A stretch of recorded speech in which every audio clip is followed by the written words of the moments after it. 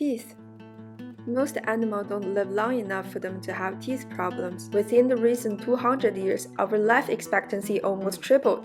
Even though we no longer need to use our teeth on non-eating related purposes thanks to the invention of tools, we still have to take care of it really well because now they need to last so much longer. The modern life also brings us sugary and acidic food. Bacteria can eat the sugar and poop out acid in the process of glycolysis and lactic acid fermentation, just like how cabbages turn into kimchi. Acid will give their proton away whenever possible so that they can live happy ever after, and this proton will cause so much problems to whoever receives it. In this case, the recipient is our teeth. The hydrogen proton reacts with the hydroxyapatite crystals and causes our teeth to lose minerals, gradually making it weaker and weaker. The saliva can repair the damage and put minerals back, but if you have plaque, the calcium in saliva will turn plaque into tartar, blocking saliva's repair.